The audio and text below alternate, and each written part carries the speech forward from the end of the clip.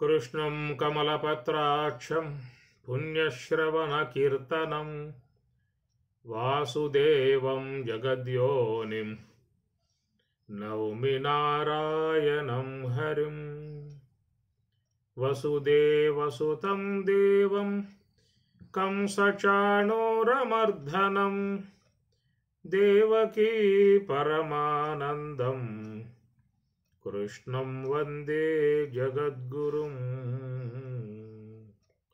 कृष्णं वन्दे जगद्गुरुं। भगवद्गीतो ध्यानविहारमो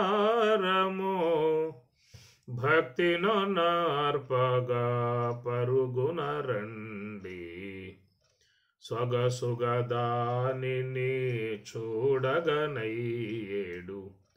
సులువగు త్రోవను చూపెదనండి.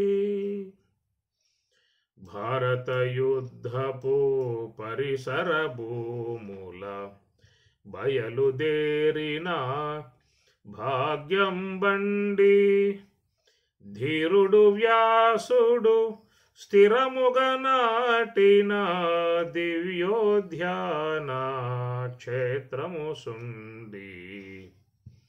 భగవద్గీతో ధ్యాన విహారము భక్తినో నార్పగా పరుగునరండి.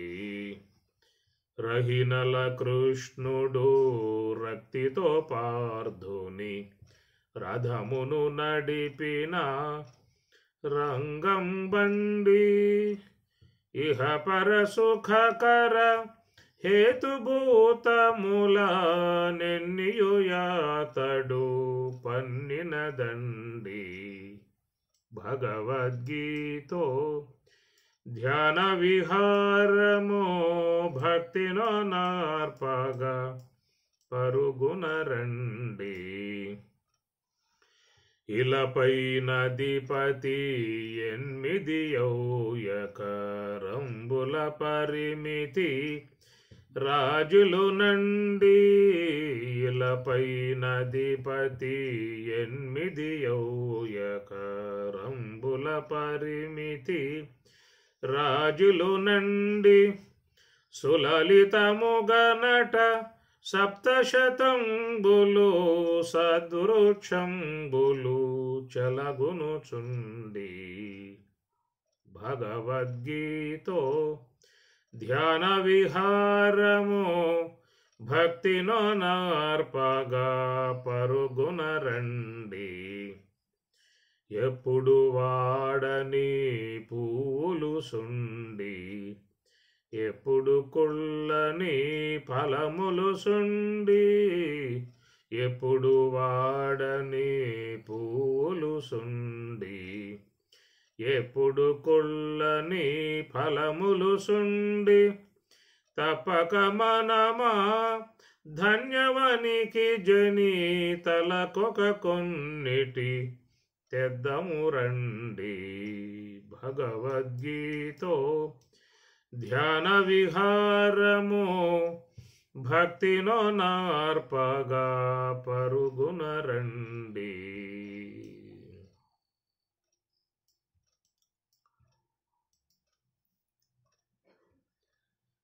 భగవద్గీత 2వ అధ్యాయము సాంఖ్యయోగము.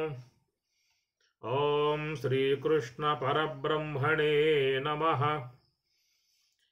శ్రీమద్భగవద్గీతా అథ 2యోऽధ్యాయః సాంఖ్యయోగః.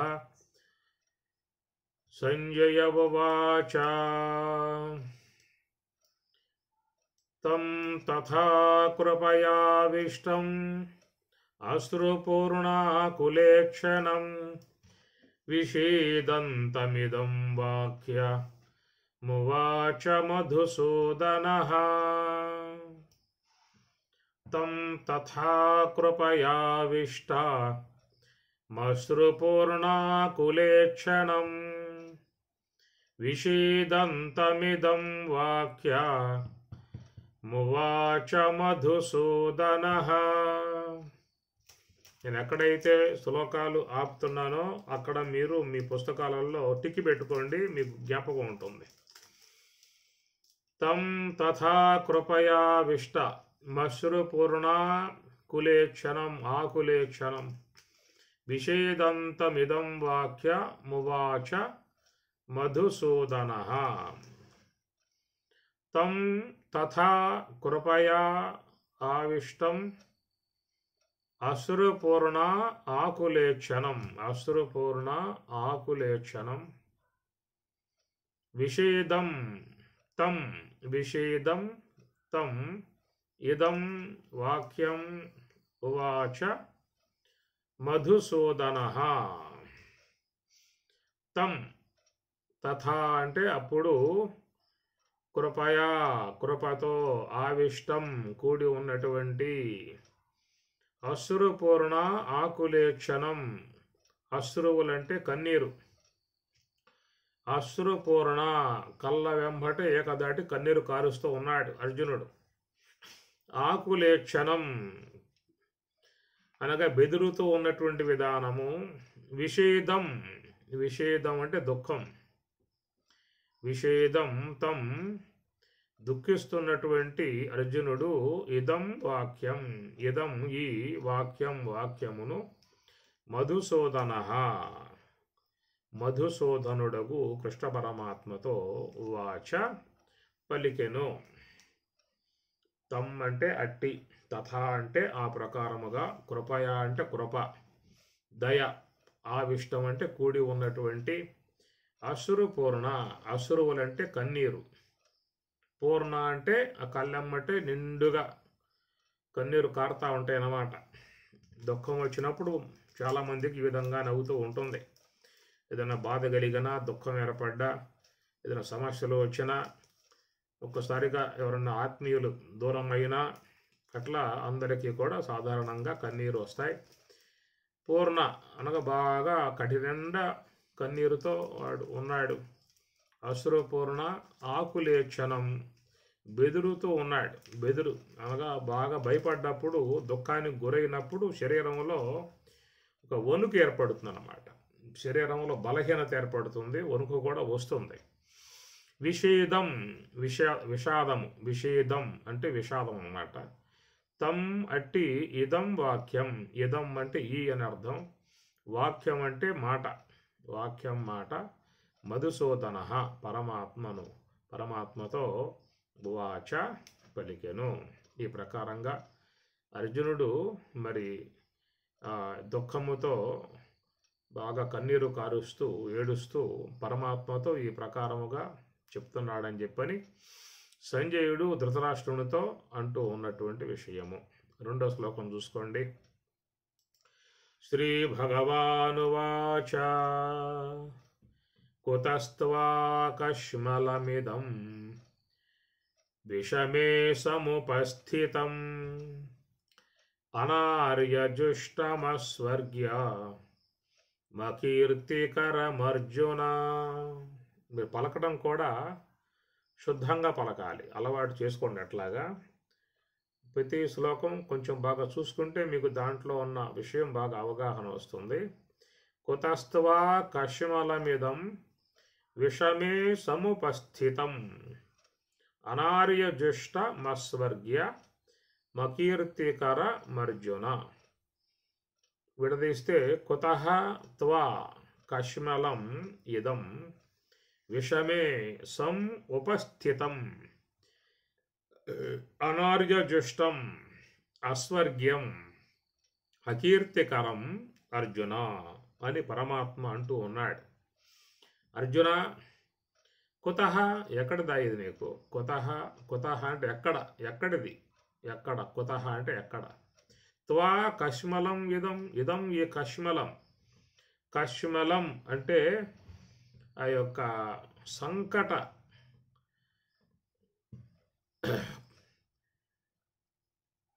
కష్మలం అనేటువంటిది మరి దోషం అన్నమాట. ఈ దోషం నిన్ను కుతః ఎక్కడి నుంచి వచ్చింది, నిన్ను ఈ దోషం ఎక్కడి నుంచి ఎలాగా అంటింది అని చెప్పి అంటున్నాడు. ఇది కుతః త్వా కష్మలం విదం విషమే సముపస్థితం. విషమే సముపస్థితం, విషమ సమయం ఇది.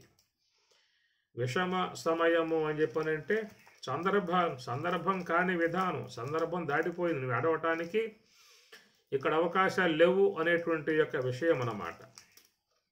ఏడ్చే అవకాశాలు కావిక, ఏం పశ్చాత్తాపం చెందే అవకాశాలు కావిక. ఇప్పుడు సంబంధం చూసుకున్నారు, వాళ్ళు వీళ్ళు మాట్లాడుకున్నారు, తాంబూలాలు మార్చుకున్నారు, అయ్యవారు లగ్నం కూడా రాసి పారేశాడు, పెళ్లి మండపం మాట్లాడుకున్నారు, బంధువులందరినీ కూడా ఆహ్వానం చేసుకున్నారు. ఈ ప్రకారంగా గడియలు కూడా దగ్గరకు వచ్చాయి, బంధువులంతా చేరారు, కుర్చీలో కూర్చున్నారు. వివాహ సందర్భము ఇక తాళి కట్టబోయే సందర్భాలు కూడా వచ్చేసాయి. ఇక ఆ సందర్భంలో ఈ సంబంధం కాదేమో, మంచిది కాదేమో, దీనివల్ల మనకి ఇబ్బందులు వస్తాయేమో, ఏమన్నా ముందు సమస్యలు పొందాల్సి వస్తాయేమో, ఇప్పుడు కనుక మనం ముందడుగు వేసామని చెప్పానంటే ముందెత్తులో తర్వాత కాలంలో ఇబ్బందులు పడే పరిస్థితి ఏర్పడుతుందేమో అనేటువంటి యొక్క విషయం మీద తీరా దగ్గరికి వచ్చి తాళి కట్టబోయే సందర్భాలలో మరి ఆ యొక్క ఇంట్లో వాళ్ళకి ఎవరికైనా బాధ కలిగినా, కట్టుకునే పెళ్ళి చేసుకునేవాడి బాధ కలిగినా, లేదా తండ్రికి బాధ కలిగిన, తల్లికి బాధ కలిగిన, ఎవరికి బాధ కలిగినప్పటికీ కూడా ఇకప్పుడు ఏమీ కూడా చేసే పరిస్థితి కాదు. విషమే సముపస్థితం, అది విషమ సమయం. అది తీరా దగ్గరికి వచ్చేసిన తర్వాత బంధువులు వచ్చారు, అయ్యవారు కూర్చున్నారు, యజ్ఞం రేలిశాడు, యజ్ఞం అయిపోయింది, చివరికి తాలికట్టే సమయం వచ్చేసిన తర్వాత పశ్చాత్తాపం చెంది ఈ సంబంధం మాకు వద్దు, ఈ సంబంధం మంచిది కాదని చెప్పనంట, ఈ సంబంధం చేసుకుంటే ఇబ్బందులు వస్తాయట అనే విధాయకాలుగా ఏమన్నప్పుడు దానిని విరమించుకునే అవకాశాలు ఉంటాయా? అది సందర్భం అది విషమ సమస్య. అది కనుక ఆ ప్రకారంగా ఏదైనా కొన్ని విషయాలలో మనం కూడా ఒక విషయాలకు పోయినప్పుడు పశ్చాత్తాపాలు చెందే పరిస్థితి ఏర్పడుతుంది. కానీ తీరా అక్కడ దాకా వెళ్ళిపోయిన తర్వాత వెనక్కి వచ్చే అవకాశాలు కొన్ని ఉండవు. ఆ ప్రకారంగా విషమే ఉపస్థితం, విషమ సమయంలో నీకు ఇదం కష్మలం కుతః, నీకు కష్మలం ఈ యొక్క ఈ మాలిన్యం కుతః త్వా నిన్ను కుతః ఎక్కడి నుంచి ఇది దాపరించింది నీకు అని పరమాత్మ అంటూ ఉన్నాడు. త్వా అంటే నీకు, కుతః అంటే ఎక్కడ, కష్మలం అంటే ఈ యొక్క మాలిన్యము అని. కష్మలం అంటే మాలిన్యమే. విషమే ఉపస్థితం, విషమే విషమ సమయం ఇది, సముపస్థితం సమీపించేటువంటి విధానం. పైగా ఇది ఎలాంటిదంటే అనార్య దృష్టం, ఆర్యులుగా ఉన్నటువంటి వారు మెచ్చుకోదగిన విషయం కాదు. అనార్య దృష్టం, ఆర్యులు కాని వారు చేసేటువంటి పని ఇలాగే ఉంటుంది. అటనే అస్వర్గ్యం, ఇది స్వర్గప్రాప్తికి హేతువు కాదు. ఈ విధముగా చూసినట్లయితే స్వర్గానికి కూడా పోయే అవకాశాలు నీకు ఉండవు. అకీర్తికరం, లోకంలో నీకు 10 మంది కూడా మరి నిన్ను గురించి తప్పుగా భావించుకునే అవకాశాలు ఉంటాయి. తిరిగివాడురా వాడు అర్జునుడు, ధైర్యంగా భావించుకున్నాము, చివరికి యుద్ధం రాగానే పారిపోయాడు అనే విధానంగా లోకంలో నీ యొక్క అపకీర్తి వ్యాప్తి అయిపోతుందయా. అకీర్తికరం అర్జున అనేటువంటిది. దీంట్లో కుతః అంటే ఎక్కడ, త్వా అంటే నిన్ను, కష్మలం అంటే మాలిన్యము, ఇదం ఈ విషమే సముపస్థితం, విషమ సమయంలో నీకు ఏర్పడ్డటువంటి ఈ భావన ఎట్లా వచ్చింది అనేటువంటి మాట పై పాదంలో వస్తుంది. కింద పాదంలో అనార్య జ్యేష్టం, ఆర్య అంటే పెద్దవాళ్ళు. మనకు భారతీయ సంస్కృతిలో మన యొక్క మరి భారతీయులను ఆర్యులు అని చెప్పని అంటారు. తర్వాత కాలంలో మనకి హిందువులు అనేటువంటి పదం తర్వాత వచ్చిందే తప్ప ముందుగా ఉన్నటువంటి పదం మాత్రం ఆర్యులు. ఆర్యులు అంటే పెద్దవాళ్ళు. భారతీయులకు ఆర్యులు అనేటువంటి పేరు ఉందన్నమాట. అనార్య అంటే ఆర్యులు కానటువంటి వారుగా అని అర్థం. అనార్య జ్యేష్టం అని అర్థం. అస్వర్గ్యం అంటే స్వర్గప్రాప్తికి హేతువు కాదు. కీర్తికరం కాదనేటువంటిది ఈ 2వ శ్లోకంలో ఉన్నటువంటి యొక్క అంశం. కుతస్త్వా కష్మలమిదం విషమే సముపస్థితం అనార్య జ్యేష్టమస్వర్గ్యం అకీర్తికరం అర్జున విడదీస్తే. ప్రాక్టీస్ చేయండి, మీకు శ్లోకాలు వచ్చేస్తాయి. పదచదను కూడా అధ్యయనం చేయండి. కొన్ని పదాలు కూడా మీరు నేర్చుకున్నట్లయితే కొంత సంస్కృతంలో బాగా పరిచయం ఏర్పడుతుంది. దాని ద్వారా మరి ఆ సంస్కృత పదాలు అర్థమైనట్లయితే మనకు శ్లోకాలు కూడా బాగా సులభంగా అర్థమయ్యే అవకాశం ఉంటుంది. ఇవి మీరు కొంచెం ప్రాక్టీస్ చేయండి, మంచిగా వచ్చే అవకాశం ఉంటుంది. తర్వాత మూడో శ్లోకాన్ని చూద్దాం. మూడో శ్లోకం తీసుకోండి. క్లైభ్యం మాస్మగమః పార్థ నైతత్వయ్యుపపద్యతే క్షుద్రం హృదయ దౌర్బల్యం త్యక్త్వోత్తిష్ఠ పరంతప. క్లైభ్యం మాస్మగమః పార్థ నైతత్వయ్యుపపద్యతే క్షుద్రం హృదయ దౌర్బల్యం త్యక్త్వోత్తిష్ఠ పరంతప. చూసుకోండి ఒకసారి. క్లైబ్యం మాస్మగమః మా అస్మగమః పార్థ నా ఏతత్ త్వయి ఉపపద్యతే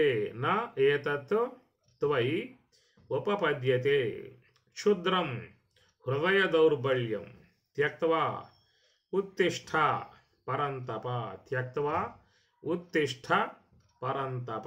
చూసుకోండి ఒకసారి. క్లైభ్యం మాస్మగమః పార్థ నా ఏతత్ త్వయి ఉపపద్యతే క్షుద్రం హృదయ దౌర్బల్యం త్యక్త్వా ఉత్తిష్ఠ పరంతప అన్నాడు. పరంతప శత్రువులను తపింపజేసేటువంటి అర్జున, క్లైభ్యం మాస్మగమః పార్థ, అర్జున మాస్మగమః పొందమాక. మాస్మగమః గా అంటే ప్రయాణం, గమః అంటే పొందటం, గమనం. మా అస్మగమః మాస్మగమః పొందవద్దు అని అర్థం. ఏం పొందవద్దు అంటే క్లైభ్యం అంటే పిరికితనం అని అర్థం తీసుకోవచ్చు. క్లైబ్యం అనేటువంటి మాటకు అర్థం ఏంటంటే క్లేబ అంటే నపుంసకుడా అని అర్థం వస్తుంది మామూలుగా. ఇక్కడ ఆ అర్థం కంటే కూడా క్లైభ్యం అనగా మరి పిరికితనమును మాస్మగమః పొందవద్దు అని అర్థం. నా ఏతత్ త్వయి ఉపపద్యతే, నా ఏతత్ ఇది త్వయి నీయందు, ఇది సప్తమి భక్తి ఏకవచనం. త్వయి యుష్మత్ శబ్దం, అస్మత్ శబ్దం ఉంటుంది, ఉష్మ శబ్దంలో త్వయి నీయందు. నా ఉపపద్యతే పొందబడకూడదు, నా ఉపపద్యతే పొందకూడదు. ఇలాంటి బిరికితనం, చాతగానితనం పొందకూడదు. క్షుద్రం హృదయ దౌర్బల్యం, క్షుద్రం చాలా నీచము అన్నాడు. క్షుద్రం అంటే నీచం అన్నమాట. హృదయ దౌర్బల్యం అని చెప్పనంటే మనిషి అధైర్యానికి గురవుతాడు. ఒక్కోసారి కొన్ని సందర్భాలలో కొన్ని ఇబ్బందులు గురైనప్పుడు, కొన్ని సంఘటనలు ఏర్పడ్డప్పుడు, సమస్యలు ఏర్పడ్డప్పుడు, బాగా మనసుకు బాధ కలిగే పరిస్థితి ఏర్పడ్డప్పుడు మానవుడు సాధారణంగా హృదయ దౌర్బల్యమును పొందుతాడు. హృదయ దుర్బలత్వం అంటే ఆ మనసులో చాలా ఆ యొక్క నిరుత్సాహాన్ని పొందే విధానం అన్నమాట. హృదయ దౌర్బల్యం అంటే నిరుత్సాహాన్ని పొందే విధానం వచ్చేస్తుంది. కాబట్టి ఇలాంటి క్షుద్రం హృదయ దౌర్బల్యం ఇలాంటి లక్షణాలను త్యక్త్వా వదిలి, ఉత్తిష్ఠ లే నుంచో, ఉత్ అంటే పైకి, ఉత్తిష్ఠ లేచి నుంచో అని అర్థం వస్తుంది. త్వయి నీ త్యక్త్వా అంటే వదిలి అని అర్థం వస్తుంది. త్యక్త్వా వదిలి, ఉత్తిష్ఠ లే పరంతప. కనుక దీంట్లో స్వామి చెప్పే మాట చాలా ఉత్సాహాన్ని ఇచ్చేటువంటి యొక్క మాట. వివేకానంద స్వాముల వారికి బాగా నచ్చిన శ్లోకం ఇదన్నమాట. అనగా మానవుడు ఎప్పుడూ కూడా అధైర్యానికి గురి కాకూడదు, పిరికితనాన్ని పొందకూడదు, నీరసించిపోకూడదు, దుర్బలత్వాన్ని పొందకూడదు. చాలామంది కొన్ని సందర్భాలలో చేతకాని వాడిని, నేను చాలా హీనుణ్ణి అనే విధాయకాలుగా తనను తాను నిందించుకుంటూ ఒక మరి అధైర్యానికి వెళ్ళిపోయే పరిస్థితి ఏర్పడుతుంది. అలాగా మరి ఉన్నటువంటి విధానములు ఈ శ్లోకం చాలా ఉపకరించేటువంటి శ్లోకం. ఇది ముఖ్యంగా ఇంట్లో కూడా పెట్టుకోవాలి ఈ శ్లోకాన్ని. అలాగే సందర్భాలు కుటుంబంలో ఏర్పడ్డప్పుడు చాలా దుఃఖానికి గురవుతారు, బాధకు గురవుతారు, వేదనకు గురవుతారు, మానసికంగా కృంగిపోతారు. ఆ కృంగిపోయిన విధానాలలో నుంచి కూడా మనిషి ఏదో ఒకటి అగాచ్యం చేసుకోవడానికి కూడా ఆ యొక్క దోవలు ఎత్తికే పరిస్థితి ఏర్పడుతుంది మానవుడు. సంసారం సాగరం అన్నారు. సంసారం సాగరం ఘోరం. సంసారాన్ని సాగరంతో పోలిశారు. ఎట్లయితే అలలు ఎప్పుడు కూడా వస్తూ ఉంటాయో అట్లా కుటుంబంలో కూడా ఏదో రకంగా సమస్యలు వచ్చి ఇప్పుడు తాగుతూ ఉంటాయి, మనసుని ఏదో రూపకంగా వస్తూ ఉంటాయి. అలాగా వచ్చే విధానాలుగా ఉన్నప్పుడు మనిషి చాలా బెంబేలెత్తిపోవటము, నీరసించిపోవటము, దిగులు పడటము, మానసికంగా కురింగిపోవటము, అమితంగా ఆలోచనలు చేయటము, చివరికి మరి బీపీ షుగర్లు పెంచుకోవటము, లేక నీరసం వచ్చి మనసును పడిపోవటము, ఇలాంటి చాలా మనసులో దుర్బలత్వం రావటమే వీటికి కారణం అన్నమాట. మనసు గట్టిగా ఉందనుకోండి ఏం చేయదు. ఎలాంటివి వచ్చినప్పటికి కూడా మనసులోకి దృఢభావం ఉన్నది అని చెప్పానంటే ఎలాంటివి వచ్చినా కానీ నిలదొక్కునే పరిస్థితి ఏర్పడుతుంది అన్నమాట. ధీరహ అన్నట్లుగా ఆ ధీరత్వమును ముఖ్యంగా భగవద్గీత ఇచ్చేటువంటి యొక్క విధానం ఏంటంటే ధీరత్వాన్ని ప్రసాదిస్తుంది మనిషికి. ఎన్ని దుఃఖాల్లో ఉన్నా, ఎన్ని బాధల్లో ఉన్నా, ఎన్ని సమస్యలు వచ్చినా ఈ విధంగా పర్వతాన్ని ఢీకొనేటువంటి కళలు నిరంతరంగా ఢీకొంటూ ఉన్నప్పటికీ కూడా పర్వతం ఎట్లా నిలకడగా ఉంటుందో, కదలిక లేకుండా ఉంటుందో అలాంటి ఒక చక్కటి స్థైర్యాన్ని ఇచ్చేటువంటి విధానమే భగవద్గీత అని అర్థం.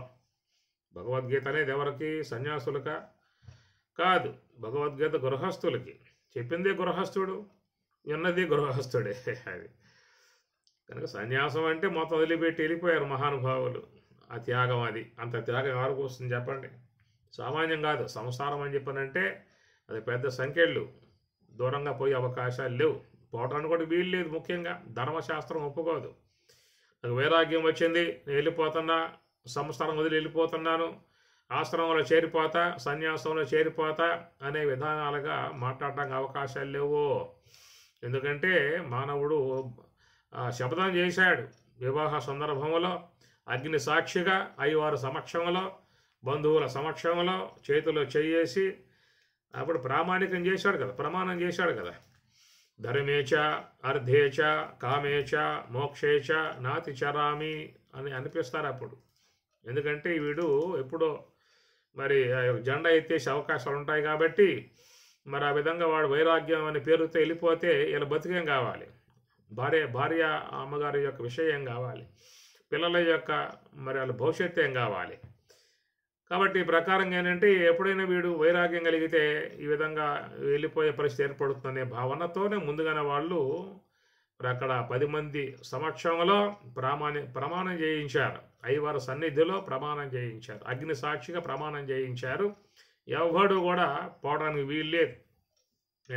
వైరాగ్యం వచ్చింది, ఆశ్రమాలకు పోతాను, సన్యాసం పుచ్చుకుంటానని చెప్పానంటే ఒకవేళ వివాహం కాకపోతే బ్రహ్మచారి కొంటే పోవచ్చు, వాడికి వెనకాల ఎవరు లేరు కాబట్టి. ఒకవేళ బ్రహ్మచారికైనా తల్లి తండ్రి ఉంటే పోవటానికి వీల్లేదు. ముఖ్యంగా అమ్మ ఒప్పుకోవాలి, నేను బ్రహ్మచారిని, నాకు ఇలా వివాహం కాలేదు, భార్య బిడ్డలు లేరు, నేను పోతానని చెప్పానంటే కూడా కుదరదు. అమ్మ ఒప్పుకోవాలి, అమ్మ అంగీకరిస్తేనే పోవాల్సి ఉంటుంది. కాబట్టి ఆనాడు శంకరాచార్యుల వారు కూడా తల్లిని అంగీకరింపజేసుకుని ఆయన సన్యాసంలోకి పోయినట్లుగా శంకర విజయంలో వస్తున్నటువంటి యొక్క విషయము. అందుచేత లోకంలో ఎవరు కూడా ఎవరైనా పోయినట్లయితే లాక్కు రావచ్చు, మన సంసారంలో పడవేయవచ్చు, వాళ్ళని పోవడానికి వీల్లేదు. ఒకవేళ ఏమన్నా స్త్రీ కోరుకుంటుంది భర్త కంటే నేను ముందుగానే పోవాలి, మొత్తైదుగా పోవాలని చెప్పనే కోరిక సాధారణంగా స్త్రీకి ఉంటుంది. ఒకవేళ ఏమన్నా ఆమె గారి యొక్క ఆయువు తీరిపోయి ఆమె వైకుంఠం చేరుకున్నట్లయితే అప్పుడు ఈ పురుషవరుడు సన్యాసం తీసుకోవచ్చు, ఆశ్రమాలకు పోవచ్చే తప్ప ఆమె బ్రతికి ఉండగా ఎట్టి పరిస్థితులలో పోవటానికి చట్టం ఒప్పుకోదన్నమాట. అంతే, కోర్టులో కూడా వేయచ్చు, వాళ్ళ మీద కేసు వేయచ్చు. బాధ్యత ధర్మం ధర్మేచ అర్ధేచ కామేచ. చ అంటే అర్థం ఏంటంటే ధర్మేచ, ధర్మే ధర్మమునందు, చ మరియు అర్ధే అర్ధమునందు, చ మరియు కామే కామమునందు, చ మరియు మోక్షే మోక్షమునందు, చ మరి అట్లా అర్థాలు వస్తాయి అన్నమాట. ధర్మేచ ఎందువల్ల చకారం వస్తాయని చెప్పి అనుకోవచ్చు మీరు. ఎందుకంటే చకారం అనేటువంటిది మరియు అర్థం వస్తుందన్నమాట. ధర్మేచ అర్థేచ కామేచ మోక్షేచ వాటి విషయముల యందు నా అతిచరామి అంటే నీకు చెప్పకుండా నేనేమి కూడా చెయ్యను అని అర్థం అన్నమాట. అప్పుడు చేతుల్లో చేసి చెప్పడం యొక్క అర్థం ఏంటంటే ధర్మ విషయాలలో నీకు చెప్పే నేను ఆచరిస్తాను అనేటువంటి యొక్క మాట. ధర్మేచ అర్థేచ అర్థం అంటే డబ్బులు ఖర్చు పెట్టే విషయంలో కూడా నేను మగమహారాజుని, నా ఇష్టం ఖర్చు పెట్టుకుంటా, నేను సంపాదిస్తూ ఉన్నాను, నా సంపాదన నా ఇష్టం పెట్టుకుంటా అంటానికి వీలు లేదు, వాడు పెట్టడానికి వీలు లేదు, అప్పుడు మాట ఇచ్చాడు. కాబట్టి అర్థం అనే విషయంలో కూడా అమ్మగారి యొక్క అనుమతి తీసుకొని ఖర్చు పెట్టాలి. శివుడిని గుర్తుపెట్టుకోండి, ముఖ్యంగా అమ్మగారులో అందుచేత మరి డబ్బులు ఖర్చు పెట్టే విషయంలో కూడా దేనికి పెడుతూ ఉన్నావు, ఎందుకు పెడుతూ ఉన్నావు, ఏ కారణంగా పెడుతూ ఉన్నావు, దేని నిమిత్తంగా పెడుతూ ఉన్నావు, దేన్ని ఉద్దేశించి పెడుతూ ఉన్నావు అని అడగవచ్చు ఇంట్లో అమ్మగారు. కాబట్టి ఆమెకు చెప్పే ఆయన ఆ డబ్బు ఖర్చు పెట్టే వ్యవహారం చేయాలి ఆనాటి యొక్క భాష ప్రకారముగా మాటిచ్చిన దాన్ని బట్టి. ధర్మేచ అర్థేచ కామేచ కామం అంటే కోరికలు.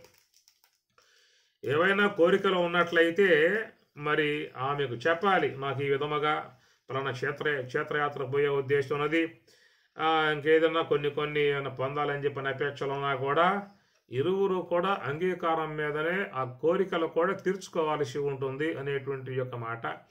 కామం అంటే కోరికలు అనేటువంటివి. కోరికలే గుర్రాలు అయితే పరుగులు చేస్తూ ఉంటాయి.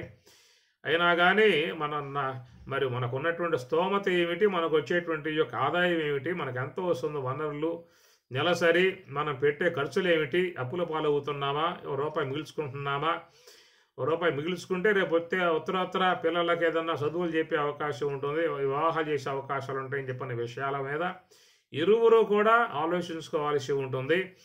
కాబట్టి ఈ ప్రకారముగా కోరికలు అనేటువంటివి అంతు పొంతు లేకుండా పోయాయి అని చెప్పనంటే ఉన్న పనాన మొత్తం ఉన్నదంతా ఉడుచుకోబోతుంది. చివరికి అప్పుల పాలైపోయే పరిస్థితి, ఇల్లు కూడా అమ్మేసుకోవాల్సిన పరిస్థితి ఏర్పడుతుంది. కాబట్టి ఈ కామం అనేటువంటి విషయంలో కూడా మరి స్త్రీకి బాస్ చేశాడు. ఏదైనా కోరికలు అనేటువంటివి ఉంటే ఆమెకు చెప్పుకోవాలి, ఆమె సమ్మతి మీద ఇరువురు కలిసి పొందాలే తప్ప వ్యక్తిగతంగా అనే అంశం అక్కడ లేదు. కామేచ కామము, మరి మోక్షేచ చివరి మోక్షం అన్నమాట. మోక్ష విషయంలో కూడా మరి నాకు వైరాగ్యం వచ్చేసేసింది, ఈ భార్య బిడ్డల బంధము వీళ్ళ వల్ల నాకు దుఃఖం ఏర్పడుతూ ఉన్నది, ఈ పూట త్యజించి నేను ఆశ్రమం వెళ్ళిపోయి సన్యాసంలో చేరిపోతాను అన్నటువంటి విధానంగా మగ మహారాజులు వైరాగ్యం వచ్చిందనే పేరుతో నెట్టెంట ముంచి వీళ్ళని చక్కా వెళ్ళిపోయే పరిస్థితులకు లోకంలో చూస్తూ ఉంటాం అక్కడక్కడ. అది చట్ట ప్రకారంగా ఉన్నట్లయితే ఒప్పుకునే అవకాశాలు లేవు. ఇది ఆధ్యాత్మిక చట్ట విధానంలో ఆ పూట బాస్ చేశాడు, జీవిత పర్యంతం వరకు నీతోనే ఉంటాను, మరణ పర్యంతం దాకా నీతోనే ఉంటాను, కలిసి ఉంటాననేటువంటి యొక్క మాటగా చెప్పి ఈ పూట నాకు వైరాగ్యం వచ్చింది, నేను పోతున్నా అని చెప్పానంటే వాళ్ళ గతి ఏం కావాలి చెప్పండి. ఒకవేళ నీకంటే ముందు అమ్మగారికి వైరాగ్యం వచ్చి కనుక నేను పోతున్నానాయా, నువ్వే చూసుకో సంసారం, పిల్లలు నువ్వే పెంచుకో అనే ఉద్దేశంతో కనుక భార్య బయలుదేరితే ఆయన ఊరుకుంటాడా చెప్పండి. ఒకవేళ ఆమెగారు ఆశ్రమాలకు పోయినా కానీ పోయి అక్కడ పట్టుకుని 2 తన్నులు కూడా తీసుకొచ్చే పరిస్థితి ఉంటుంది వీడికి. అందుచేత ధర్మం అనే సమానంగా ఉండే విధానమే. కాబట్టి ప్రకారంగా మోక్ష విషయంలో ఇద్దరు కలిసి ప్రయాణం చేయాలి. ఏదైనా మోక్ష విషయం ఉందని చెప్పనంటే ఆధ్యాత్మిక శ్రవణం చేయటం కానీ, ధ్యానం చేయటం కానీ, విచారణ చేయటం కానీ, ఒకవేళ ఆశ్రమానికి వెళ్ళి మహాత్ములు సేవించడం కానీ, తత్వజ్ఞాన చింతన చేయటం కానీ, ఇలాంటి ఏవైతే ఉన్నాయో అవన్నీ కూడా ఇరువురు కలిసి చేసుకోవాలనేటువంటి యొక్క ఒక ఒప్పందం విధానమే మీకు వివాహ సందర్భాల్లో ఏర్పాటు చేసేటువంటి యొక్క అంశము. చాలామందికి ఇది అంత జ్ఞాపకం ఉండదు, ఎందుకంటే ఆ సందర్భంలో అంత రణగణ ధ్వని, ఒక పక్క మేళతాళాలు మోగుతూ ఉంటాయి, ఒక పక్క పెళ్ళికి వచ్చిన వాళ్ళు మాట్లాడుకుంటూ ఉంటారు, ఇంకా అటు ఇటు అనేక విషయాలు ఉంటా ఉంటాయి. అయ్యవారు చెప్తాడు, చెప్పేస్తాడు, కానీ అంతగా పట్టుకుంది ఎవరు వీటిని. అందువల్ల ఏవి పట్టుకున్నా పట్టుకోకపోయినా ఈ 4 మాత్రం జ్ఞాపకం పెట్టుకోవాల్సి ఉంటుంది అందరూ. చాలా మంత్రాలు వస్తాయి ఆ సందర్భంలో, అన్నీ కూడా చెప్పేస్తాడు అయ్యవారు, అయినా కానీ అన్నీ జ్ఞాపకం ఉండవు. ఒకవేళ ఉండకపోనే గాక. నీకు ముఖ్యంగా జ్ఞాపకం ఉండాల్సింది ఏమిటంటే ఇరువురికి కూడా ఈ 4 వాక్యాలు జ్ఞాపకం పెట్టుకోవాలి. ధర్మేశ, అర్థేశ, కామేశ, మోక్షేశ నాతిచరామి, నా అతిచరామి, వాటిని ఈడిసి నేను ప్రవర్తించను, నీకు చెప్పందే ఏ కార్యము కూడా చెయ్యను అనేటువంటి విధానముగా చేయించినటువంటి ప్రమాణము. ఆ సందర్భంలో ఇలాంటి విధానము ఉన్నటువంటి దానిని క్లైభ్యం మాస్మ గమః పార్థ న ఏతత్ త్వయ్యుపపద్యతే క్షుద్రం హృదయ దౌర్బల్యం. కాబట్టి ఇలాంటి విధాయకాలు ముఖ్యంగా మనకేంటంటే ఈ సంసార జీవన విధానములో వచ్చేటువంటి అంశాలే క్షుద్రం హృదయ దౌర్బల్యం. ఇవన్నీ కూడా సంసార జీవన విధానంలో వస్తాయి. కాబట్టి అందువల్లే భగవద్గీత అనేటువంటిది గృహస్థులకే ముఖ్యంగా ఇచ్చింది. ఎందుకంటే సన్యాసులు మహాత్ములు అంటే బ్రహ్మవేత్తలు బ్రహ్మజ్ఞానులు ఉన్నారు, వాళ్ళు వెళ్ళిపోయారు, వాళ్ళ విషయం పక్కన పెట్టండి. కనుక లోకంలో చాలా వరకు భౌతిక విధానముగా ఉన్నటువంటి వారు, సంసార వ్యవహారములు కలిగి ఉన్నటువంటి వారు, పిల్లా జల్ల ఇలాంటి సంసారం అంతా ఉన్నటువంటి వారు. కాబట్టి చాలా వరకు సమస్యలు దుఃఖములు అనేక రకాలుగా వస్తూ ఉంటాయి. ఒక రకంగా ఉండే విధానం కాదు. ఇంటింటా రామాయణం అన్నారు. ఒక్కొక్క రామాయణం ఇంటింటికి ఉంటుంది. కాబట్టి వీళ్ళకుండే బాధలు వాళ్ళకుండవు, వాళ్ళకుండే బాధలు వీళ్ళకుండవు, వీళ్ళకుండే బాధలు వాళ్ళకుండవు. ఏ ఇంట్లో ఉండేటువంటి బాధలు ఆ ఇంట్లోనే తప్ప అన్ని ఇళ్లలో ఒకే రకంగా ఉండవు, రకరకాలుగా ఉంటాయి. బాధలు లేకుండా ఉన్నారంటే ఎవడు లేడు, బాధలు లేకుండా ఎవరు ఉన్నారు లోకంలో. కాబట్టి ఇవన్నీ కూడా వస్తాయి, చెప్పకుండా వచ్చేస్తూ ఉంటాయి, వచ్చి కూర్చుంటాయి. కొన్ని త్వరగా పోతాయి, కొన్ని త్వరగా బావు, దీర్ఘకాలికంగా పోతూ ఉంటాయి. కాపురం చేస్తూ ఉంటాయి కొన్ని బంధువులాగా. ఒక ఇంటికి బంధువు వచ్చాడు, బంధువులు వచ్చినప్పుడు మనకు కూడా ఉల్లాసమే, దూర బంధువు కాబట్టి రాక వచ్చారని చెప్పే ఉద్దేశంతో విశేషంగా పదార్థాలు చేసి పెడతారు. పాయసము, వడలు, పకోడ, బజ్జీలు, అప్పడాలు, వడియాలు, ఇంకా తాలింపు, సాంబారు, రసము, ఇగుర్లు, కూరలు, అవి ఇవి మొత్తం 10 రకాలు వేసుకోండి. సంబరం కదా, ఇంటికి బంధువు వచ్చినప్పుడు వాళ్ళకు కూడా సంబరం అన్నమాట. ఈ విధంగా వాళ్ళు చేసి పెడుతూ ఉంటే బంధువు కూడా అనిపించింది, ఇది బాగా ఉంది, ఇది చాలా మంచిగా ఉంది, ఇక్కడ మనకి అన్ని విధాల పిండి వంటలు చేసి పెడుతూ ఉన్నారు, ఏడకపోయినా ఉపయోగం లేదు మనకి అన్న ఉద్దేశంతో వాడు అట్లా టెస్టేసి కూర్చున్నాడు. వాటికి పోవటంలో 10 రోజులు అయిపోయింది. వీళ్ళకేమో చేసి చేసి చేసి చేసి ఇసుకొచ్చేసింది ఆ పని. ఏమబ్బా బంధువు వస్తే 3 రోజులు కదా ఉండిపోయేది, ఇట్లా ఉన్నాడు ఏంటి అబ్బా అని అనుకుంటూ ఉన్నారు. చివరికి వాళ్ళకి ఇసుగు పుట్టింది. ఎట్లయినా బంధువును పంపాలి బయటకని చెప్పి అనుకున్నారు. ఆయన పోయే రకంగా కనపడలేదు. మనం ఇట్లా చేస్తూ పెడుతూ ఉంటే ఎందుకు పోతాడో వాడు అన్నటువంటి ఉద్దేశంతో ఐటమ్స్ అనేటువంటి వాటిలను కట్ చేసుకుంటూ పోతూ ఉన్నారు. గారెలు కట్టు, బజ్జీలు కట్టు, పకోడా కట్టు, పాయసం కట్టు, cut cut cut cut cut. చివరికి పచ్చడి మెతుకులతో పెడుతూ ఉన్నారు. పెట్టినా కానీ పోవట్లా వాడు. బంధువులాగా పట్టి ఇబ్బంది పెడుతున్న పరిస్థితి అన్నమాట. అప్పుడు చివరికి భార్య భర్త ఇద్దరు కూడా అనుకున్నారు, ఇట్లా ఇటు పోడేక అని చెప్పని నేను నిన్ను కొడతాను గట్టిగా, నువ్వు ఏడు. ఈ విధంగా మనం గొడవ చేసినట్లయితే మన గొడవ తట్టుకోలేక వాడు వెళ్ళిపోయే పరిస్థితి ఉందని చెప్పని ఇద్దరు కూడా నాటకంగా ఆయన కొట్టడం, ఏడవటం అన్న విధానం చేస్తూ ఉంటే ఇల్లంతా గందరగోళం అయిపోయింది. ఏడుపులు పెడబొబ్బులు, కొడుతున్నాడు, ఏడుస్తూ ఉన్నది. ఇలాంటి విధానంగా ఈ ఇంట్లో ఉండటం వద్దని చెప్పిన ఉద్దేశంతో వాడు కాస్త మెల్లగా జారుకున్నాడు. వచ్చిన బంధువు కాస్త అమ్మయ్య అనుకున్నారు, ఎట్లా పోయాడరా వీడి బయటికి అని వాళ్ళు సంబరపడ్డారు, సంతోషించారు. ఏమి అట్లా ఏడ్చావు నువ్వు, నేను కొట్టాను నిన్నేమన్నా? లేదండి, నువ్వు కొట్టలేదు, ఊరికే ఏడ్చాను అని చెప్పని ఆమెగారు సమాధానం చెప్పింది. నేను కొట్టినట్లు కొట్టానే కానీ నిన్ను కొట్టానా అంటాడు భర్త. నేను కూడా ఏడ్చినట్లు ఏడ్చానే కానీ ఏడ్చానా అని చెప్పి అంటుంది భార్య. ఇంతలో బంధువు కూడా ప్రవేశించి నేను పోయినట్లు పోయానే కానీ పోయానా అంటాడు వాడు. ఇట్లాంటి విధానాలుగా ఉండేటువంటి కష్టాలు, సమస్యలు, బాధలు అవి పోయినట్లుగా పోతాయే తప్ప మళ్ళా రిపీట్ అయ్యి వచ్చే విధానాలు. కాబట్టి ఇలాంటి సంసార విధానాలలో మరి మానవుడికి చక్కటి ఒక ధైర్యాన్ని ఇచ్చేటువంటి ఒక బ్రహ్మ మంత్రం ఉందా అని చెప్పనంటే భగవద్గీత 2వ అధ్యాయం 3వ శ్లోకాన్ని మీరు రాసి పెట్టుకోండి. ఇది మీ జీవితాలకు మంచి టానిక్ అన్నమాట, ధైర్యాన్ని ఇచ్చేటువంటి విధానం. ఎలాంటి కష్టాలు వచ్చినా, దుఃఖాలు వచ్చినా, బాధలు వచ్చినా, వేదనలు వచ్చినా, మనసు కృంగిపోయే పరిస్థితి ఏర్పడ్డా, హృదయ దౌర్బల్యం, హృదయం దుర్బలత్వమును పొందిన విధానాలు ఉన్నప్పుడు, ఈ హృదయ దౌర్బల్యాన్ని పొందినప్పుడు మానవుడు చాలా ప్రమాద స్థాయికి వెళ్ళిపోతాడేక. మనకు ఉంటే లాభమే ఉంది, సస్తే పోతుంది, ఈ పూటతో పోతాయి, ఈ పూటతో కష్టాలు మొత్తం పోతాయి, ఇట్లాగే ఉన్నామంటే వచ్చి పడతాయి దుఃఖాలు అన్నట్టు నిదానికాలుగా మనిషిలో ఒక ఆవేశం కలిగి ఎమ్మటే ఒక మరణం వైపు కూడా ప్రయాణం చేసే మనస్తత్వాలు వచ్చే పరిస్థితులు వ్యక్తులలో ఉంటాయి.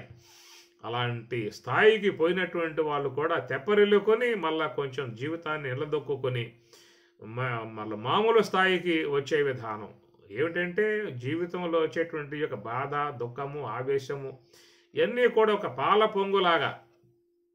పొంగులాగా వస్తాయి. మంట తీసేస్తే ఏముంది, చల్లారిపోతాయి పాలు. ఆ మంట వేడి ఉందనుకోండి, అట్లాగే వస్తాయి. కాబట్టి మరి ఈ ప్రకారంగా ఆ సందర్భంలో కొంచెం శ్లోకాన్ని మననం చేసుకుని ఆ శ్లోకం జపం చేసుకోండి. క్లైబ్యం మాస్మగమః పార్థ నైతత్వయ్యుపపద్యతే క్షుద్రం హృదయ దౌర్బల్యం త్యక్తోతిష్ట పరంతప అన్న విధానంగా ఈ శ్లోకాన్ని బాగా మననం చేసుకోండి. వివేకానంద స్వాముల వారు చాలా ఆయన నచ్చినటువంటి యొక్క శ్లోకం, దాన్ని ఎత్తి చూపించాడు లోకానికి. అంటాడు, లోకంలో ప్రతి ఒక్కరూ కూడా ఎట్లాంటి వాళ్ళు అయ్యి ఉండాలని చెప్పానంటే, ఉక్కు నరములు అంటాడు, ఇనప కండరాలు, ఇలాంటి యొక్క విధాయకాలుగా మానవుడు జీవించాల్సి ఉంటుంది, ధైర్యంగా ఉండాల్సి ఉంటుందని చెప్పేసి అని వివేకానందుడు ఈ శ్లోకాన్ని ఉద్దేశించి మాట్లాడే సందర్భాలు చాలా ఉన్నాయి. అందుచేత ఇది చాలా మంచి శ్లోకం, మానవులకు ఒక ఉత్తేజాన్ని, సంతోషాన్ని, తిరిగి మరలా నూతన ఉత్సాహాన్ని పుట్టింపజేసే విధానం ఉన్నటువంటి శ్లోకం. దీన్ని ముఖ్యంగా జ్ఞాపకం పెట్టుకోండి. క్లైభ్యం పిరికితనమును మాస్మగమః పొందవద్దు, నా ఏతత్ తై ఉపపద్యతే ఇలాంటి విధానం నీ యందు పొందకూడదు. క్షుద్రం హృదయ దౌర్బల్యం త్యక్త్వా ఉత్తిష్ట, ఈ క్షుద్రమై ఉన్నటువంటి హృదయ దౌర్బల్యమును త్యక్త్వా వదిలి ఉత్తిష్టాలే నుంచో, ఏడవమాక, పిరికివాడిపై పారిపోమాక, సమస్యలను చూసి ఎదుర్కో అనే విధానంగా అందరికీ కూడా, సర్వమానవాళికి, ఇది హిందువులకి మాత్రం అది ఇది ఏ మతములో ఉన్నటువంటి వారైనప్పటికీ కూడా అందరికీ కూడా ధైర్యాన్ని, ఉత్తేజాన్ని కలగజేసేటువంటి విధానముగా ఉన్నటువంటి శ్లోకం. దీన్ని అందరూ కూడా జాగ్రత్తగా మంచిగా గౌరవంగా శ్లోకం తీసుకోండి. ఇంట్లో ఒక మంచి ఆల్బములుగా పెట్టుకోండి, రోజు చదవండి, జీవితాన్ని మంచిగా నడుపుకోండి. అది శ్లోకం చూసుకోండి ఒకసారి మీరు దాన్ని. అర్జున ఉవాచ, ఈ విధంగా పరమాత్మ చెప్పిన తర్వాత అర్జునుడు మళ్ళా మాట్లాడటం చేస్తూ ఉన్నాడు. కథం భీష్మమహం సంఖ్యే ద్రోణంచ మధుసూదన ఇషుభిః ప్రతియోత్స్యామి పూజార్హా వరిసోదన. చూసుకోండి శ్లోకాన్ని. అర్జున ఉవాచ, అర్జునుడు ఈ విధముగా పలికెను, ఉవాచ పలికెను. కథం భీష్మమహం సంఖ్యే ద్రోణంచ మధుసూదన ఇషుభిః ప్రతియోత్స్యామి పూజార్హా వరిసోదన. కథం భీష్మమహం సంఖ్యే ద్రోణం చ మధుసూదన ఇషుభిః ప్రతియోత్స్యామి పూజార్హా వరిసోదన. పదచ్ఛేదం చూసినట్లయితే, కథం భీష్మం అహం సంఖ్యే ద్రోణం చ మధుసూదన ఇషుభిః ప్రతియోత్స్యామి పూజార్హౌ అరిసోదన. అరిసోదన. కథం ఎట్లాగా అయ్యేది? ఈ విధంగా నన్ను ఇబ్బంది పెట్టే విధానంగా మాట్లాడితే ఏం చేయాలి నేను? ఇంకా కథం భీష్మం అహం సంఖ్యే ద్రోణంచ మధుసూదన.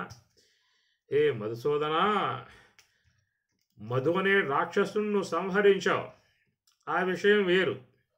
రాక్షసుడు కాబట్టి లోకానికి కంటకుడుగా ఏర్పడటం కారణంగా అలాంటి వాళ్ళని చంపటం అనేటువంటిది భగవంతుడుగా నీకున్నటువంటి బాధ్యత.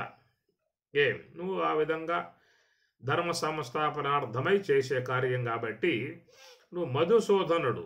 సూదనుడు సంపటం. మధు అనే రాక్షసుణ్ణి పరమాత్మ చంపాడు కాబట్టి ఆయనకి పేరు మధుసూదన. మధుసూదన అంటే సంపటం. మరి ఆ ప్రకారం నువ్వు ఈ విధంగా జరగట్లేగయ్యా. భీష్ముడు నాకు తాత, ఆయన ద్రోణాచార్యుల వారు ఆయన గురువు. మరి ముఖ్యముగా ఉన్నటువంటి చిన్నప్పటి నుంచి పెంచి పెద్ద చేసి ఆడించి లాలించి జోలపాడి గోరుముద్దలు తినిపించి ఎంతో ప్రేమగా చూసినటువంటి భీష్ముడు ఎదురుగా ఉన్నాడు. అందరికంటే కూడా మిన్నగా భావించి బ్రహ్మాస్త్రం సహితం కూడా నాకు ద్రోణాచార్యుల వారు నాకు చక్కగా బోధించినటువంటి విధానము. ఆయనే గురువు అయిపోయాయి. ఈయనేమో చాలా ముఖ్యమైనటువంటి యొక్క తాత అయిపోయాయి, ముత్తాత అయిపోయాయి. వీళ్ళని చంపమంటే ఎట్లా కుదురుతుందయ్యా? ఇలా రాక్షసుల చంపటానికి నువ్వు మధుసూదనుడు, రాక్షసులను చంపినవాడు. వీళ్ళు రాక్షసులేనా? వీళ్ళు ఎంతో ప్రేమ వాత్సల్యం మమకారములు కలిగి ఉన్నటువంటి ఎంతో పెద్దలు, పూజ్యులు, గురువులు అయినటువంటి యొక్క వీళ్ళను సంఖ్యే యుద్ధరంగమునందు సంపమనటం అనేటువంటిది చూసా. కథం ఎట్లయ్యా చంపేది? ఇషుభిః ప్రతియోత్స్యామి పూజార్హౌ అరిశోదన. ఇషు అంటే బాణం. ఇషవః ఇషూన్ ఇషునా ఇషుభ్యాం ఇషుభిః. ఇది తృతీయ భక్తి బహువచనం. ఇది తృతీయ అనగా 3. తృతీయ భక్తి బహువచనంలో వచ్చేది ఇషుభిః అంటే బాణముల చేత అని అర్థం. ఇషుభిః బాణముల చేత. ప్రతియోత్స్యామి ఎదిరించి. పూజార్హౌ వాళ్ళు పూజార్హులు. ఎవరు అంటే ద్రోణుడు, భీష్ముడు, ద్రోణుడిద్దరు కూడా పూజార్హౌ పూజనీయమై ఉన్నటువంటి, నిరంతరంగా వాళ్ళని మనం పూజించాల్సి ఉంటుంది. అట్లా పూజనీయమై ఉన్నటువంటి పూజార్హౌ అనేటువంటి యొక్క భీష్ముణ్ణి, ద్రోణుణ్ణి సంఖ్యే యుద్ధరంగమునందు ప్రతియోత్స్యామి ఎదిరించి పోరాడటం అనేటువంటిది. ఇషుభిః బాణములతో ఎదిరించి వాళ్ళని పోరాడటము అనేటువంటిది. కథం ఎట్లాగయ్యా? అరిశోదన. ఇక్కడ పూజార్హౌ అన్నప్పుడు పక్కన వకారంలో ఓ పోతుంది కాబట్టి అకారం ఉంటుంది. అరిశోదన అని అర్థం వస్తుంది. అరి అంటే శత్రువు అన్నమాట. అనగా శత్రువులను, రాక్షసులను సంహరించేటువంటి వాడు కాబట్టి ఆయన్ని అరిశోదన. పైనేమో మధుసూదన అన్నారు, కిందేమో అరిశోదన అన్నారు. అరి అంటే శత్రువు అన్నమాట. అరిశోదన శత్రువులను సంహరించే విధానము. సరే, నువ్వు శత్రువులను సంహరిస్తావు, పైగా మధుసూదన రాక్షసుల్ని సంహరిస్తావు. అది నీ విషయం, అది గొప్ప విషయమే కాదంటల్లా. కానీ ఇక్కడ చూసినట్లయితే పూజార్హౌ పూజింపదగినటువంటి యొక్క భీష్ముడు, ద్రోణుడు వాళ్ళు ఎట్లా చంపటం వాళ్ళని? కథం ఏ ప్రకారంగా వాళ్ళని ఎదిరించి పోరాడే విధానం చేయటము అనేటువంటి విషయముగా 4వ శ్లోకంలో అర్జునుడు మాట్లాడుతున్న అంశము. కథం అంటే ఎట్లు, భీష్మం అంటే భీష్ముని, అహం అంటే నేను, సంఖ్యే యుద్ధరంగమునందు, ద్రోణాచార్యుల వారిని, ఇషుభిః బాణములతో ప్రతియోత్స్యామి ఎదిరించి పోరాటం అనేటువంటిది. కథం ఎట్లు. ఇది దీని యొక్క సామాన్యమైనటువంటి యొక్క అంశము. 4వ శ్లోకం అయిపోయింది. 5వ శ్లోకం తీసుకోండి. గురూన్ హత్వా హి మహానుభావాన్ శ్రేయో భోక్తుం భైక్ష్యమపీహ లోకే హత్వార్థకామాంస్తు గురూనిహైవ భుంజీయ భోగాన్ రుధిర ప్రదిగ్ధాన్. అలా చూసుకోండి. గురూన్ హత్వా హి, అక్కడ టిక్కి పెట్టుకోండి మీరు, మధ్యలో ఆపిన చోట.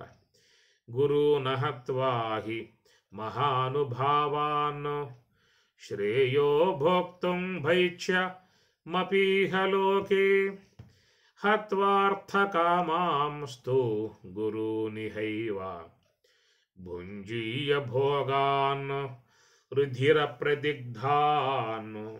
దీంట్లో ఒత్తులు ఉన్న చోట ఒత్తులు కూడా పలకటం అభ్యాసం చేయండి. హత్వార్థ అక్కడ ఒత్తు థా పలకాలి.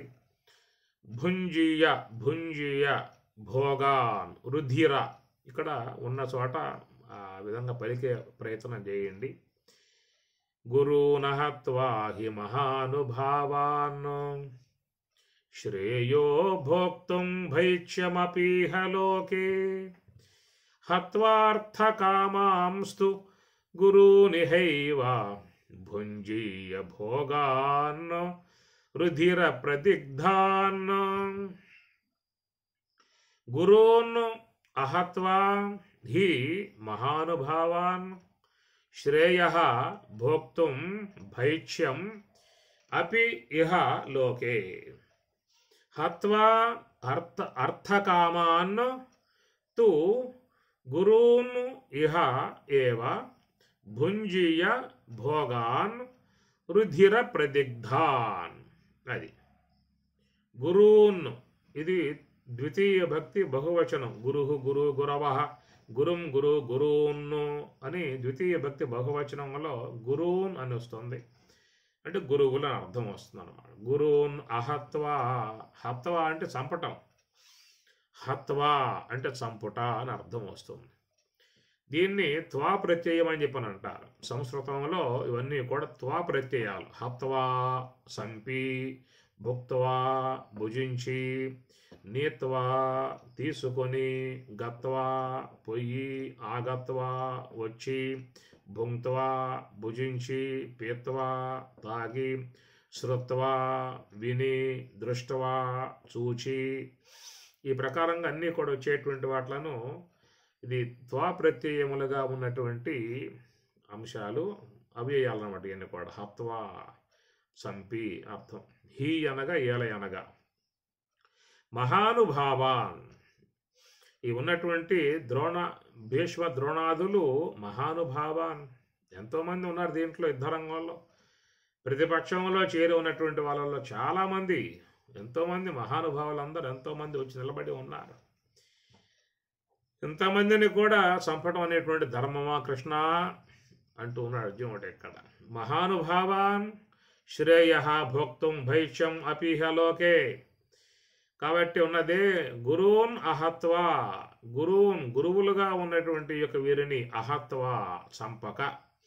మనం యుద్ధం చేసి వాళ్ళని చంపటం చాలా దోషయుక్తం కాబట్టి అలాంటి వాళ్ళ విషయంలో వాళ్ళని చంపకుండగా మరి భోక్తుం భైక్ష్యం అపి, భైక్ష్యం భిక్షాటన చేసేనప్పటికీ కూడా భోక్తుం అలాంటి భిక్షతో వచ్చేటువంటి యొక్క దాన్ని భుజించి ఈ లోకంలో జీవించడమే శ్రేయస్సు అని చెప్పి అంటూ ఉన్నాడు. పై పాదంలో మీకు వచ్చే అంశము గురూన్ గురువులను అహత్వా సంపక మహానుభావాన్ మహానుభావులకు భీష్ముడు ద్రోణుడు మొదలైనటువంటి వాళ్ళందరూ కూడా శ్రేయ భోక్తుం భైక్ష్యం అపి ఇహలోకే. కాబట్టి భోక్తుం తినుట, భైక్ష్యం అంటే భిక్షాటనం ద్వారా వచ్చినటువంటి యొక్క దానిని భైక్ష్యం అంటారు. భిక్ష సంబంధమే భైక్ష్యం. ఇది ఆది వృద్ధి. సంస్కృతంలో పదాలకు ఆది వృద్ధి ఏర్పడుతుంది కాబట్టి భిక్ష సంబంధమే భైక్ష్యం అని చెప్పని అంటారు. కేవలత్వ సంబంధం కైవల్యం, వికుంఠ సంబంధం వైకుంఠం, నిష్కర్మ సంబంధం నైష్కర్మ్యం, ఇట్లా పదాలు వస్తాయి మీకు. దీన్ని సంస్కృతంలో ఆది వృద్ధి అనే పదంగా వాడతారు. అందువల్ల ఇక్కడ మరి భైక్ష్యం అంటే భిక్ష సంబంధమే భైక్ష్యం అని చెప్పని అంటారు. కాబట్టి భిక్షాపాత్ర పూని ఇంటింటికి పోయి భిక్ష తీసుకొని భుజించి జీవించడమే శ్రేయస్సు, వీళ్ళని చంపటం కంటే అని అర్థం పై పాదం అన్నమాట. హత్వా అర్థకామాన్, ఇక్కడ అర్థకామాన్ అనే కాడ ఏంటంటే అర్థకామాన్ తు అనే కాడ ఆ నకారం కాడ జరిగేటువంటి మార్పులను బట్టి అర్థకామాంస్తు వస్తుంది అన్నమాట. అర్థకామాన్ అనే కాడ ఆ అనునాసికము సున్నాగా మారుతుంది. సున్నాగా మారినప్పుడు పక్కన 2 విసర్గలు ఆదేశమవుతాయి. 2 విసర్గలు ఆదేశమైనప్పుడు పక్కన ఉన్నటువంటి యొక్క తకారంలో అది విసర్గలు సాగా మారిపోవడం కారణముగా కామాంస్తు అవుతుందని మీకు. అది కామాంస్తు విడదీసినప్పుడు ఏం చెప్పాలంటే కామాన్ అని చెప్పాలి. కామః కామౌ కామాః కామం కామౌ కామాన్ను ద్వితీయ భక్తి బహువచనం, అది కామాన్. కామాన్ను తు గురూన్ ఇహ ఏవ భుంజీయ భోగాన్ రుధిర ప్రదిగ్ధాన్. ఈ ప్రకారం యుద్ధంలో ఉన్నటువంటి యొక్క వారిని హత్వా అర్థకామాన్, మనకి ఈ రాజ్యమునందు ఉన్నటువంటి యొక్క భోగాపేక్షతో, అర్థకామాన్ అంటే అర్థ అంటే ధనం, కామాన్ అంటే కోరికలు. లోకంలో మానవులు ధనం సంపాదిస్తూ ఉంటారు. దేనికోసం సంపాదిస్తారు అంటే కామాన్, కోరికల కోసంగా. ఇంటిల్లా పాదికి కోరికలు ఉంటాయి. ఏమి కోరికలు లేకుండా గృహంలో ఎవరు ఉంటారు?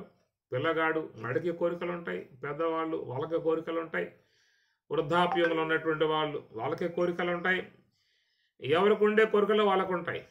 కనుక కోరికలను అనుసరించి అర్థాన్ని ధనం అన్నమాట. ధనం నిక్కుటముగా సంపాదించుకునే విధానాలలో ధర్మయుక్తముగా ఆర్జించే వాళ్ళు లోకంలో ఉంటారు. ధర్మయుక్తంగా ఆర్జించినట్లయితే కుటుంబానికి సాలదు, ఉన్న కోరికలు తీరవు అన్నటువంటి భావనతో ఉన్నటువంటి వాళ్ళు ఇక అడ్డదావులుగా ఇక లంచాలు అనేటువంటివన్నీ కూడా ఎక్కడెక్కడ ఏ ఏ రూపాలుగా అందుబాటులోకి వస్తాయో మొత్తం కూడా వాటను స్వీకరించే విధానంగా మానవుడు పూనుకుంటాడు. ఎందుకంటే వానికి ఆ యొక్క కామాన్ కోరికలు పరిమితంగా ఉన్నట్లయితే ధర్మయుక్తంగా ఆర్జించే డబ్బు సరిపోతుంది. అపరిమితముగా ఉన్నటువంటి కోరికలు పెరిగిపోయినట్లయితే అవి తీర్చుకోవటానికి మరి ధర్మయుక్తముగా వచ్చే డబ్బు సాలదు. అందువల్ల ఇక వేరే మార్గాలను వాడు అన్వేషణ చేయాల్సి ఉంటుంది. కాబట్టి ప్రకారంగా ప్రభుత్వ ఉద్యోగులు చాలా వరకు ప్రభుత్వం ఇచ్చేటువంటి యొక్క డబ్బు, జీతంగా ఇచ్చే డబ్బులు సాలక అనేక రకాలైనటువంటి యొక్క వాటికి పాల్పడే పరిస్థితి మనం చూస్తూ ఉంటాం. ఏమయ్యా, ప్రభుత్వం డబ్బులు నీకు ఇవ్వటం లేదా, జీతం ఇవ్వటం లేదా, ఆ డబ్బులు మాయే కదా, మా నుంచి వసూలు చేసిన డబ్బే నీకు జీతంగా ఇస్తూ ఉన్నారు కదా, ఎందుకు ఇస్తున్నారు? ప్రజలకు సేవ చేయమని ఇస్తూ ఉన్నారు, జీతంగా డబ్బులు ఇస్తూ ఉన్నారు అనేటువంటి విధానంగా మనం వాపోతాం. కానీ వాడేమంటారంటే మా కుటుంబంలో చాలా సమస్యలండి, చాలా ఇబ్బందులండి, చాలా కోరికలు ఉన్నాయి అన్న విధానంలో వాడు ఆ విధంగా ప్రవర్తించే విధానం ఉంటుంది. ఇది లోకంలో మనం చూస్తున్నటువంటి యొక్క వాతావరణం. అందువల్ల మానవుడు ఈ కోరికలను పడేటువంటి యొక్క వాట్లను పరిమితంగా చేసుకున్నట్లయితే జీవితం సుఖవంతంగా జీవించవచ్చు, శాంతియుతంగా జీవించవచ్చు. కోరికలు పెంచే కొద్దీ పెరుగుతూ ఉంటాయి. ఎట్లాంటి విధానం అని చెప్పనంటే, మండేటువంటి యొక్క అగ్నిలో ఆజ్యం పోస్తే ఎట్లా అగ్ని ప్రజ్వలిస్తూ ఉంటుందో అట్లాగా మనసులో కూడా మరి ఆశలు పెంచే కొద్దీ మరి కోరికలు కూడా పెరుగుతూ ఉంటాయి. కాబట్టి వాటిని అర్థముతో నిర్వర్తింపజేసుకునే విధానముగా మానవుడు పోతున్నాడనే విషయం పరమాత్మ మరొక అధ్యాయంలో బోధిస్తూ ఇహైవ కామార్థ ఇహైవ కామభోగార్థం అన్యాయేన అర్ధ సంశయాన్ అన్నాడు. ఇహైవ కామభోగార్థం, ఈ లోకంలో ఈ కామాలు భోగించేటువంటి యొక్క ఉద్దేశంతో వీడు వచ్చే డబ్బు సాలక ఏం చేస్తాడు అని చెప్పానంటే అన్యాయేన అర్ధ సంశయాన్, అన్యాయ మార్గంలో డబ్బు సంపాదించేటువంటి విధానముగా వీడు సిద్ధమై పోయే పరిస్థితి ఏర్పడుతుంది. ఇక అక్కడ మరి ధర్మాలు పక్కకి వెళ్ళిపోతాయి. ఇది న్యాయమా అన్యాయం అనేటువంటి యొక్క ఆలోచన కూడా పూర్తిగా సన్నగిల్లుతుంది. ఇక సంపాదించడం పురుష లక్షణం అన్నటువంటి రీతిలో మానవుడు ప్రవర్తించే విధానం ఏర్పడుతుంది. కాబట్టి ఇది లోకంలో సాధారణంగా చాలా మందిలో చేరి ఉన్నటువంటి అర్ధకామములు. కామములకు అంతు లేదు. ఈనాడు చూస్తే మరి కుటుంబంలో సాధారణంగా అందరూ కూడా ఆలోచించుకోవాల్సి ఉంటుంది. పెద్ద ఆయన తండ్రి గారు ఆఫీసు పోతున్నాడు, తిరుగుతూ ఉన్నాడు, చేస్తూ ఉన్నాడు, మన కోసం కష్టపడుతూ ఉన్నాడు, ఆయనకు వచ్చే జీతం ఏమిటి, ఎంత ఉన్నది, దాంట్లో మనం సర్దుబాటు చేసుకోవాలి అన్నటువంటి విధానంగా సద్బుద్ధితో విచారించే కుటుంబాలు ఉన్నాయి చూశారా, వాళ్ళు చక్కగా ప్రశాంతంగా ఉండే అవకాశం ఉంటుంది, అప్పులు పాలు కాకుండా ఉండే అవకాశం ఉంటుంది, 10 కాలాల పాటు గౌరవప్రదంగా జీవించే అవకాశం ఏర్పడుతుంది. ఇది ప్రతి కుటుంబం ఉన్నటువంటి వాళ్ళందరూ కూడా ఆలోచించుకోవాల్సినటువంటి యొక్క అంశము. మరి ఈ విషయంలో అలాంటి ఆలోచన లేకపోయిందా, విచక్షణ లేకపోయిందా అని చెప్పనంటే చాలా కుటుంబాలు కూలబడుతూ ఉన్నాయి, ఇబ్బందులు పాలవుతూ ఉన్నారు. చివరికి మరి తినటానికి కూడా మెతుకు లేకుండా పాడుతున్నటువంటి బాధలు లోకంలో చూస్తూ ఉన్నాము. ఇవి అర్ధకామాన్ అనే మాట ఇక్కడ వస్తుంది. హత్వా అర్థకామాన్. కృష్ణ, మరి అర్థకామాల కోసముగా గురువులను ఏమి హత్వా సంపి భోగాన్ రుధిర ప్రదిగ్ధాం. రుధిర అంటే రక్తం, రుధిర అంటే రక్తం అన్నమాట. ప్రదిగ్ధాన్ అంటే రక్తముతో తడపబడ్డటువంటి భోగములను భుంజీయ అనుభవించాల్సి వస్తుందయా కృష్ణ. నువ్వు చెప్పినట్లుగా గనక యుద్ధం చేసినట్లయితే మరి మహానుభావులై ఉన్నటువంటి మరి భీష్మ ద్రోణాదులను చంపకుండా ఉండటమే చాలా శ్రేయోదాయకం మహానుభావులు కాబట్టి. ఒకవేళ మనం యుద్ధం చేసినట్లయితే యుద్ధరంగంలో మరి వాళ్ళని చంపటం వల్ల ఆ విధముగా ఉన్నటువంటి యొక్క బంధువులను, స్నేహితులను, పుత్రులను అందరూ ఉన్నారు ఇక్కడ, వాళ్ళని చంపటం వల్ల మరి తర్వాత వచ్చేటువంటి మనం భోగించేటువంటి యొక్క రాజ్య భోగాలు ఎలాంటివి ఏం చెప్పానంటే వారి రక్తముతో తడపబడ్డటువంటి యొక్క భోగాలు మనం భోగించాల్సి వస్తుంది కృష్ణ అని చెప్పని అర్జునుడు ఇక్కడ మాట్లాడుతున్నటువంటి యొక్క అంశం. గురూన్ అహత్వా హి మహానుభావాన్ శ్రేయో భోక్తుం భైక్ష్యమపీహ లోకే హత్వార్థకామాంస్తు గురూనిహైవ భుంజీయ భోగాన్ రుధిర ప్రదిగ్ధాన్.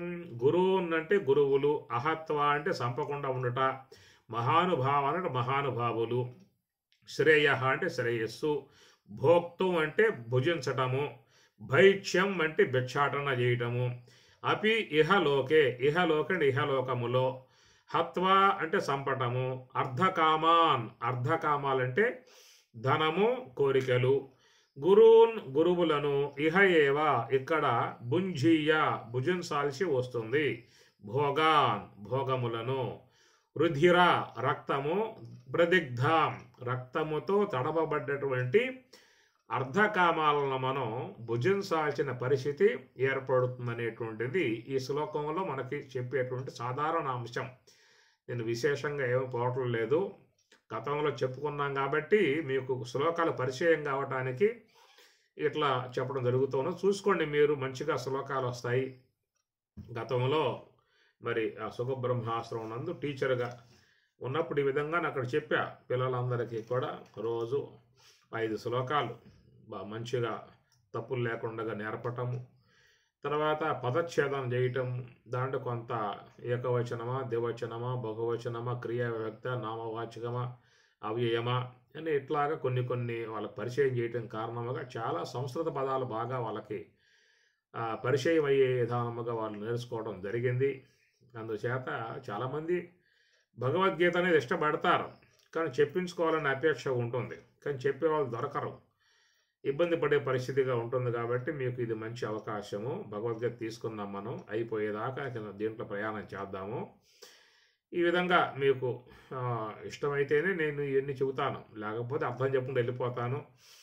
మాకు ఇబ్బందిగా ఉందంటే శ్లోకాలు చెప్పడం వల్ల మాకు రావటం లేదు, ఈ వ్యాకరణం గోకరణం మాకు అర్థమయ్యే వ్యవహారం కాదులేండి, ఏదైనా అర్థమే చెప్పేస్తే పోతుంది కదా అన్న అపేక్ష మీకున్నట్లయితే ఆ రూట్లోనే ప్రయాణం చేస్తా.